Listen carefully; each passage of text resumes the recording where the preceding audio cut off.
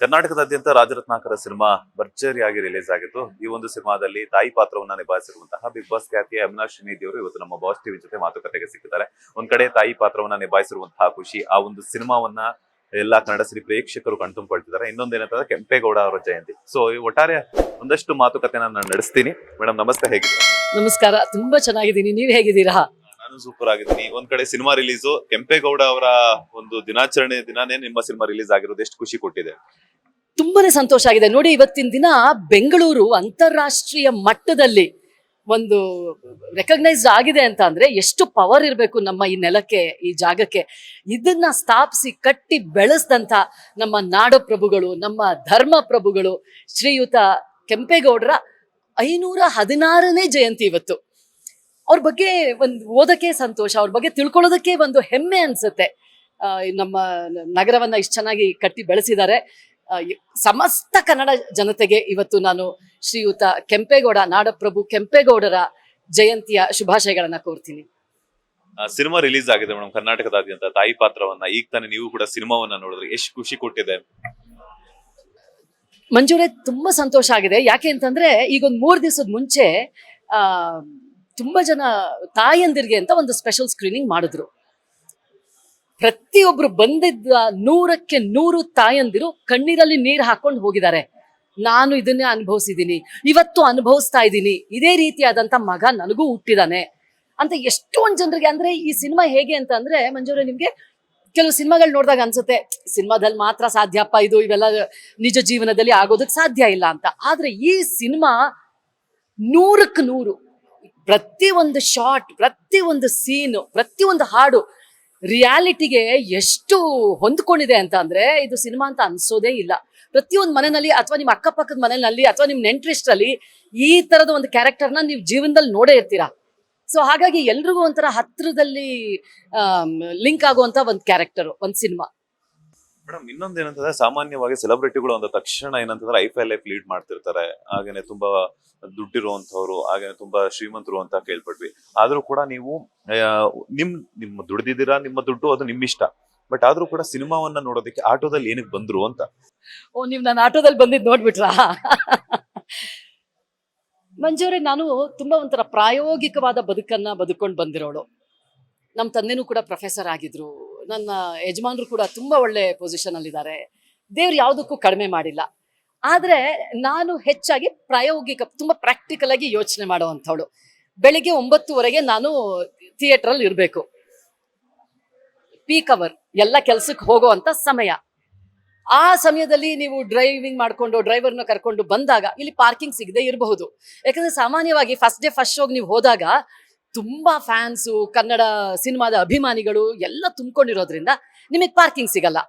ಇಷ್ಟೆಲ್ಲಾ ವಿಚಾರನ ನೀವು ಗಮನದಲ್ಲಿ ಇಟ್ಕೊಂಡಾಗ ಪ್ರಾಕ್ಟಿಕಲ್ ಆಗಿ ಯೋಚನೆ ಬಂದೇ ಬರುತ್ತೆ. ಅದು ಒಂದು ಕಡೆ. ಆದ್ರೆ ಮತ್ತೊಂದು ಕಡೆ ನನ್ನ ನೋಡಿದವ್ರು ಏನ್ ಅನ್ಕೊಂಡ್ಬಿಡ್ತಾರೆ, ಏನಪ್ಪ ಇದು ಯಮುನಾ ಅವ್ರ ಆಟೋದಲ್ಲಿ ಬಂದ್ರಾ, ನನ್ನ ಸ್ಟ್ಯಾಟಸ್ಗೆ ಏನಾಗ್ಬೇಕು, ನನ್ನ ಲೆವೆಲ್ಗೆ ಏನಾಗ್ಬೇಕು, ಏನ್ ಅಂದ್ಕೋತಾರೆ ಜನ, ಏನ್ ಅಂದ್ಕೋತಾರೆ ಅಂತ ನೀವು ತಗೊಂಡಾಗ ನೀವು ಆ ಪ್ರಾಕ್ಟಿಕಲ್ ಆಗಿ ಯೋಚನೆ ಮಾಡೋದನ್ನ ಬಿಟ್ಬಿಟ್ಟು ಒಳ್ಳೆ ಕಾರಲ್ಲಿ ಹೋಗೋಣ, ಡ್ರೈವರ್ ಜೊತೆ ಹೋಗೋಣ ಅನ್ನೋದು ಮನ್ಸಿಗೆ ಬರುತ್ತೆ. ಎರಡನೇದು ನನ್ನ ಮನ್ಸಲ್ಲಿ ಇಲ್ದೇ ಇರೋದ್ರಿಂದ ನನಗೆ ಮೈಸೂರಲ್ಲಿ ಸೈಕಲ್ ರಾಣಿ ಅಂತ ಕರೆಯೋರು. ಮೈಸೂರಲ್ಲಿ ಇದ್ದಷ್ಟು ದಿನಾನು ನಾನು ಅಮೆರಿಕಾಗೆ ಹೋಗಕ್ ಮುಂಚೆ ಸೈಕಲ್ ಅಲ್ಲೇ ಓಡಾಡ್ತಾ ಇದ್ದಿದ್ದು. ಮೈಸೂರು ಬೆಂಗಳೂರು ಅಷ್ಟು ದೊಡ್ಡದಲ್ಲ, ಚಿಕ್ಕದಾಗಿರೋದ್ರಿಂದ ನೀವು ಅಲ್ಲಿಗೆ ಸೈಕಲಲ್ಲಿ ಓಡಾಡ್ಬಹುದು, ಫಿಟ್ನೆಸ್ಸು ಬರುತ್ತೆ ನಿಮ್ಗೆ. ಸೊ ಹಾಗಾಗಿ ತುಂಬಾ ಪ್ರಾಕ್ಟಿಕಲ್ ಆಗಿ ಜೀವನ ಪೂರ್ತಿ ಮಾಡಿದಳು ನಾನು. ಬೆಳಿಗ್ಗೆ 5 ಗಂಟೆಗೆ NCCಗೆ ಹೋಗ್ಬೇಕು, 7:30ಗೆ ಡಾನ್ಸ್ ಕ್ಲಾಸ್ಗೆ ಹೋಗ್ಬೇಕು, 9 ಗಂಟೆಗೆ ಕಾಲೇಜ್ಗೆ ಹೋಗ್ಬೇಕು, ಕಾಲೇಜ್ ಮುಗಿದ ತಕ್ಷಣ ಮತ್ತೆ ಸಂಜೆ ಕ್ಲಾಸ್ಗೆ ಹೋಗ್ಬೇಕು. ಇಷ್ಟೆಲ್ಲ ಮಾಡುವಾಗ ಸೈಕಲ್ ನನಗೆ ಬಹಳ ಅನುಕೂಲವಾಗಿತ್ತು. ಆಮೇಲೆ ಇನ್ನೊಂದು ವಿಚಾರ ಹೇಳ್ತೀನಿ ನೋಡಿ. ನಮ್ಮ ಗೋವಾದ ಮಾಜಿ ಮುಖ್ಯಮಂತ್ರಿಗಳಾಗಿದ್ದಂತ ಪಣಿಕರ್ ಅವರು, ಈಗ ಅವ್ರಿಲ್ಲ, ಬಟ್ ಅವ್ರನ್ನ ತುಂಬಾ ನೆನಪಿಸ್ಕೋತೀನಿ. ಅವರು ಮುಖ್ಯಮಂತ್ರಿ ಆಗಿದ್ದಾಗ ಅವರ ಮುಖ್ಯಮಂತ್ರಿ ಕಚೇರಿಗೆ ಸ್ಕೂಟ್ರಲ್ಲಿ ಹೋಗ್ತಾ ಇದ್ರು. ಹೆಲ್ಮೆಟ್ ಹಾಕೊಂಡು ನೀಟಾಗಿ ಸ್ಕೂಟರ್ ಅಲ್ಲಿ ಹೋಗ್ತಾ ಇದ್ರು. ಬಾಡಿ ಗಾರ್ಡ್ಸ್ ಇಲ್ಲ ಅಥವಾ ಐಷಾರಾಮಿ ಕಾರ್ಗಳು, ಸೆಕ್ಯೂರಿಟಿ ಏನೂ ಇಲ್ಲದೆ ಹೋಗ್ತಾ ಇದ್ರು. ಅವ್ರಿಗಿಂತನ ಎಷ್ಟೊಂದು ಬೇರೆ ಬೇರೆ ಪಾಶ್ಚಿಮಾತ್ಯ ದೇಶಗಳಲ್ಲಿ ಪ್ರಧಾನಮಂತ್ರಿಗಳು, ಪ್ರೆಸಿಡೆಂಟ್ಗಳು ಸೈಕಲಲ್ಲಿ ಹೋಗ್ತಾರೆ ಅವರ ಕಚೇರಿಗಳಿಗೆ. ಅಷ್ಟೆಲ್ಲ ಸಾಧನೆ ಮಾಡಿರೋರೇ ಆ ರೀತಿ ಮಾಡ್ಬೇಕಾದ್ರೆ ನಾವು ಅಂಥವ್ರಿಗೆ ಕಂಪೇರ್ ಮಾಡ್ಕೊಳ್ಬೇಕೇ ಹೊರತು ಇನ್ಯಾವುದೋ ಒಬ್ಬ ಬಾಲಿವುಡ್ ನಟ 3 ಕೋಟಿ ಕಾರಲ್ಲಿ ಓಡಾಡ್ತಾ ಇದ್ದಾರೆ, ನನಗೇನು ಕಡಿಮೆ, ನಾನು ಒಂದು 3 ಕೋಟಿ ಕಾರ್ ತಗೊಂಡು ಓಡಾಡೋಣ ಅಂತಂದ್ರೆ ನೀವು ನನ್ನ ಕಾರ್ ನೋಡ್ಬೇಕು ಮಂಜೂರೇ, ಫುಲ್ ಜಜ್ಜೋಗಿದೆ. ಈ ಕಡೆ ಬಾಗ್ಲು, ಈ ಕಡೆ ಬಾಗ್ಲು, ಹಿಂದ್ಗಡೆ ಬೆಂಗಳೂರು, ಅದು ಏನು ಮಾಡಕ್ ಆಗಲ್ಲ. ಎಲ್ಲರೂ ರಶ್ ಅಲ್ಲಿ ಇರ್ತಾರೆ, ಜೋರಾಗಿ. ಮೊನ್ನೆ ಒಬ್ರು ಟ್ರಕ್ ಅವ್ರು ಬಂದು ನೀಟಾಗಿ ಗುದ್ಕೊಂಡು, ರೇರ್ ವ್ಯೂ ಮಿರರ್ ಇರುತ್ತಲ್ಲ, ಗುದ್ಕೊಂಡು ಹೊಟ್ಟೆ ಹೋದ್ರು ಪಾಪ ಪುಣ್ಯಾತ್ಮರು. ಸೊ ಹಾಗಾಗಿ ಪ್ರಾಕ್ಟಿಕಲ್ ಆಗಿ ಬದುಕುವಾಗ ನಮಗೆ ಯಾವುದು ಅನುಕೂಲ ಅಂತ ನೋಡ್ಬೇಕೇ ಹೊರತು ಜನ ಏನಂತಾರೆ ಅಂತ ಹೋದಾಗ ನೀವು ಯಾವತ್ತೂ ತೃಪ್ತಿಯಾಗಿರೋದಕ್ಕೆ ಸಾಧ್ಯನೇ ಇಲ್ಲ. ಇನ್ನೊಂದು ಮಾತು ನೀವು ಹೇಳಿದ್ರಿ ಮಂಜು ಅವರೇ, ಅವ್ರವ್ರಿಗೆ ದುಡ್ಡಿರುತ್ತೆ, ಅವ್ರವ್ರ ದುಡ್ಡು ಅವ್ರು ಮಾಡ್ಲಿ ಅಂತ ಅಂದ್ರಿ. ಎಷ್ಟೊಂದು ಸಲ ದುಡ್ಡು ಇಲ್ದೇ ಇದ್ರೂ ಸಹ ಸಾಲ ಸೂಲ ಮಾಡಿ ತೋರ್ಕೆಗೆ ಒಳಗಾಗ್ಬೇಕಾಗತ್ತೆ. ಆ ರೀತಿ ಮೆಂಟಾಲಿಟಿ ಇದ್ದಾಗ ನೀವು ಯಾವ ಎಕ್ಸ್ಟೆಂಟ್ ಬೇಕಾದ್ರೂ ಹೋಗ್ತೀರಾ. ನಾನು ಆಕ್ಟರು, ಅಥವಾ ನಾನು ಹೀರೋಯಿನ್ನು, ಅಥವಾ ನಾನು ಹೀರೋ, ನಾನು ಹೇಗೆ ಅಲ್ಲಿ ಸೈಕಲಲ್ಲಿ ಹೋಗೋಕ್ಕಾಗತ್ತೆ, ಅಥವಾ ಆಟೋದಲ್ಲಿ ಹೋಗೋಕ್ಕಾಗತ್ತೆ, ಬೈಕಲ್ಲಿ ಹೆಂಗೆ ಹೋಗೋಕ್ಕಾಗತ್ತೆ ಅಂತ ನಿಮ್ಮ ಮನಸ್ಸಿಗೆ ಬಂದರೆ ನೀವು ಸಾಲ ಮಾಡಲೇಬೇಕು ಒಂದು ಕಾರ್ ತಗೊಳ್ಳೋದಕ್ಕೆ. ಸೊ ಹಾಗಾಗಿ ಆ ಯೋಚನೆ ನನಗಿಲ್ದೇ ಇರೋದ್ರಿಂದ ಏನು ಯೋಚನೆ ಇಲ್ಲ, ಎಲ್ಲಿಗೆ ಬೇಕಾದ್ರೂ ಸೈಕಲ್ಲು, ಆಟೋದಲ್ಲೋ ಅಚ್ಚುಕಟ್ಟಾಗಿ ಓಡಾಡ್ತೀನಿ. ಫೈನಲಿ ತಾಯಿ ಪಾತ್ರವನ್ನು ಈಗ ತಾನೇ ಕಣ್ ತುಂಬಿಕೊಂಡು ಹೊರಗಡೆ ಬಂದಿರ ಥಿಯೇಟರ್ ಅಲ್ಲಿ, ಆ ಫೀಲಿಂಗ್ ಹೆಂಗಿತ್ತು ಮೇಡಮ್? ಕಿರುತೆರೆಯಲ್ಲಿ ಬಿಗ್ ಬಾಸ್ ಮೂಲಕ, ಸೀರಿಯಲ್ಸ್ ಮೂಲಕ ಎಂಟರ್ಟೈನ್ ಮಾಡೋದು, ಅದಾದ ನಂತರ ಮತ್ತೊಮ್ಮೆ ಬಿಗ್ ಸ್ಕ್ರೀನ್ ಅಲ್ಲಿ ಈಗ ಆ ಒಂದು ಸೀನ್ ಗಳನ್ನ ನೋಡಿದಾಗ ಹೆಂಗ್ ಅನ್ನಿಸ್ತು ಅಂತ? ಮಂಜೂರೇ, ಇದು ನನ್ನ 49ನೇ ಕನ್ನಡ ಚಲನಚಿತ್ರ. ಸುಮಾರು ತಾಯಿ ಪಾತ್ರಗಳನ್ನ ಮಾಡಿದ್ದೀನಿ. ಈ ತಾಯಿ ಪಾತ್ರ ಒಂಥರ ಕರುಳು ಕಿತ್ತು ಬರುವಂತಹ ಪಾತ್ರ ಅನಿಸ್ಬಿಡ್ತು ನನಗೆ. ಯಾಕಂತಂದ್ರೆ ನಮ್ಮ ಹಳ್ಳಿನಲ್ಲೂ ಸುಮಾರು ಈ ರೀತಿಯಾದಂಥ ಕಥೆನ ನಾನು ನೋಡಿದ್ದೀನಿ, ಅಕ್ಕಪಕ್ಕದಲ್ಲೂ ಸಾಕಷ್ಟು ನೋಡಿರೋದ್ರಿಂದ ಅದೇನೋ ನಂಗೆ ಇದು ಸಿನಿಮಾ ಅನ್ನಿಸ್ಲಿಲ್ಲ, ಇದು ನಿಜಾಂಶ ಅನ್ನಿಸ್ಬಿಡ್ತು. ಹಾಗಾಗಿ ತುಂಬಾ ನೋವಾಯ್ತು ಆಕ್ಚುಲಿ ನನಗೆ. ಆ ಪಾತ್ರ ಅನ್ನೋದೇ ಮರ್ತುಬಿಟ್ಟೆ ನಾನು ಎಷ್ಟೊಂದು ಸಲ. ನಿಜವಾಗ್ಲೂ ಈ ರೀತಿ ಮಕ್ಕಳು ಹುಟ್ಟುಬಿಟ್ರೆ ಏನ್ ಕತೆ ಅನ್ನೋದು, ಆ ತಾಯಿ ಸ್ಥಾನಕ್ಕೆ ಹೋಗ್ಬಿಟ್ಟೆ ನಾನು. ಹಾಗಾಗಿ ಒಂಥರ ತುಂಬಾ ನೋವಾಯ್ತು ನನಗೆ. ನೀವು ಸ್ಕ್ರೀನಿಂಗ್ ಅಲ್ಲೂ ನೋಡಿ ಎಷ್ಟು ತಾಯಿಂದರು ಹತ್ತು ಬಿಟ್ಟಿದ್ದಾರೆ ಅಂತಂದ್ರೆ ಗಳಗಳಗಳ ಅಂತ ಹತ್ತು ಬಿಟ್ಟಿದ್ದಾರೆ.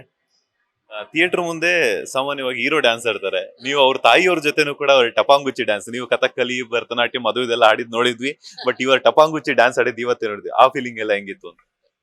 ನಮ್ಮ ಒರಿಜಿನಲ್ ಡ್ಯಾನ್ಸ್ ಅದು. ಆಮೇಲೆ ಭರತನಾಟ್ಯ ಮಾಡೋರು ಸಾಮಾನ್ಯವಾಗಿ ನಮ್ಮ ಜಾನಪದ ನೃತ್ಯ ಶೈಲಿಗಳು, ನಮ್ಮ ಇತರ ಶೈಲಿಗಳಿಗೆಲ್ಲ ಒಗ್ಗಿಬಿಟ್ಟಿರ್ತೀವಿ. ಆಮೇಲೆ ಈ ತಪಾಂಗುಚ್ಚಿ ಏನಿದೆ ನೋಡಿ, ಇದಕ್ಕೆಲ್ಲ ನೀವು ಪ್ರಾಕ್ಟೀಸ್ ಮಾಡ್ಕೊಂಡೇ ಮಾಡಬೇಕು. ವೆಸ್ಟರ್ನ್ ಡ್ಯಾನ್ಸ್ಗಳ ಥರ ಅಲ್ಲ, ಹೀಗೆ ಹೋಗ್ಬೇಕು ಹಾಗೆ ಹೋಗ್ಬೇಕು ಅನ್ನೋದು ಇರಲ್ಲ. ಅದು ನಿಮ್ಮ ಮನಸ್ಸಿಂದ ಬರೋವಂಥದ್ದು. ಆ ತಮಟೆ ಶಬ್ದ ಕೇಳ್ತಿದ್ದ ಹಾಗೆ ಎಲ್ಲೇ ಆಗ್ಲಿ ನಿಮಗೂ ಅನ್ಸುತ್ತೆ. ಒಂದು ಮದುವೆ ಆಗ್ಬೋದು, ಮದುವೆ ಮನೆ ಆಗ್ಬೋದು, ಇನ್ನೊಂದ್ ಕಡೆ ಕಾರ್ಯಕ್ರಮ ಆಗ್ಬೋದು. ಸೊ ಇಲ್ಲೂ ನಾನು ಬೆಳಗ್ಗೆಯಿಂದ ಪಾಪ ಅವ್ರು ಕೇಳ್ತಾನೆ ಇದ್ದೆ, ನಾನು ನಮ್ ಬೇರೆ ಬಂದ್ರು ಅಷ್ಟು ಚೆನ್ನಾಗಿ ತಮಟೆ ನುಡಿಸ್ತಾ ಇದಾರೆ, ಒಂದ್ 4 ಹೆಜ್ಜೆ ಹಾಕೋಣ ಅಂತ ಹೇಳಿ. ಎಲ್ಲರೂ ಬಂದ್ಮೇಲೆ ಕಾಯ್ತಾ ಇದ್ದೆ ನಾನು. ಎಲ್ಲರೂ ಬಂದ್ಮೇಲೆ ಅದೊಂಥರ ಚೆನ್ನಾಗಿ ಕ್ರಿಯೇಟ್ ಆಯ್ತು, ಮೊಮೆಂಟಮ್ ಎಂಜಾಯ್ ಮಾಡಿದೆ ನಾನು. ಕನ್ನಡಿಗರಿಗೆ ಏನ್ ಹೇಳ್ತೀರಾ ಮೇಡಮ್? ಸಾಕಷ್ಟು ವಿಚಾರಗಳಿದೆ ನಮ್ಮ ಕನ್ನಡಿಗರಿಗೆ ಹೇಳೋದಕ್ಕೆ.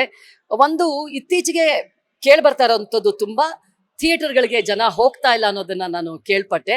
ಅದು OTTಗೆ ಬೇಗ ಬಂದ್ಬಿಡುತ್ತೆ ಅನ್ನೋ ಅಂಶನೋ, ಅಥವಾ ಯಾರು 3-4 ಗಂಟೆ 5 ಗಂಟೆ ಸ್ಪೆಂಡ್ ಮಾಡ್ತೀವೋ ದಿನ ಹೋಗಿ ಸಿನಿಮಾಗೆ ಅನ್ನೋದಿರಬಹುದು. ಏನು ಕಾರಣ ನನಗೆ ಗೊತ್ತಿಲ್ಲ. ಕೇಳಿ ಬರೋದು ಒಳ್ಳೆ ಸಿನಿಮಾ ಮಾಡಿದ್ರೆ ಜನನೂ ಬರ್ತಾರೆ ಅಂತ. ಬಟ್ ಇತ್ತೀಚೆಗೆ ಸಾಕಷ್ಟು ಒಳ್ಳೆ ಸಿನಿಮಾಗಳು, ನಮ್ಮ ರಾಜರತ್ನಾಕರನು ಸೇರಿದಂಗೆ ಮಾದೇವ, ಎಲ್ಲ ತುಂಬಾ ಚೆನ್ನಾಗಿರೋ ಸಿನಿಮಾಗಳು ಇರುವಾಗ ನಮ್ಮ ಕನ್ನಡ ಚಲನಚಿತ್ರನ ಖಂಡಿತವಾಗಿಯೂ ನೀವು 1-2 ಹಿಂದಿ ನೋಡಿಲ್ಲ ಅಂದ್ರೂ ಚಿಂತೆ ಇಲ್ಲ, ತಮಿಳು ತೆಲುಗು ನೋಡಿಲ್ಲ ಅಂದ್ರೂ ಪರವಾಗಿಲ್ಲ, ಕನ್ನಡಕ್ಕಾದ್ರೂ ಅದೊಂದು ಪ್ರಯತ್ನ ಪಡಬೇಕು ಅಂತ ನಾನು ಅಂದ್ಕೊಳ್ತೀನಿ. Thank you so much madam. ಇಷ್ಟೊತ್ತು ನಮ್ಮ ಬಾಸ್ ಟಿವಿ ಜೊತೆ ಯಾವಾಗ ಸಿಕ್ಕಿದ್ರು ಕೂಡ ಅಷ್ಟೇ ಖುಷಿಯಿಂದ ಮಾತಾಡ್ತೀರಾ. ಒಳ್ಳೇದಾಗ್ಲಿ, ಆಲ್ ದ ಬೆಸ್ಟ್. ಯಾಕಂತಂದ್ರೆ ನೀವು ಅಷ್ಟೇ ಖುಷಿಯಾಗಿ ಒಂದು ಆ ವಿಶ್ವಾಸದಿಂದ ಪ್ರಶ್ನೆಗಳನ್ನ ಕೇಳ್ತೀರಾ. ಏನ್ ಪ್ರಶ್ನೆ ಕೇಳಿದ್ರು ಚೆನ್ನಾಗಿ ಉತ್ತರ ಕೊಡ್ತಾರೆ ಅನ್ನೋ ಗ್ಯಾರಂಟಿನೂ ನಿಮಗಿರುತ್ತೆ.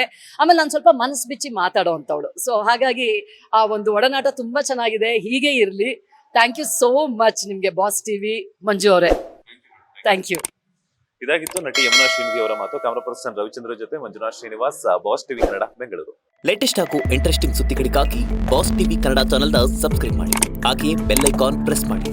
ಇದರ ಜೊತೆಗೆ ಫೇಸ್ಬುಕ್, ಇನ್ಸ್ಟಾಗ್ರಾಮ್, ಎಕ್ಸ್ ನಲ್ಲೂ ಮಿಸ್ ಮಾಡದೆ ಫಾಲೋ ಮಾಡಿ.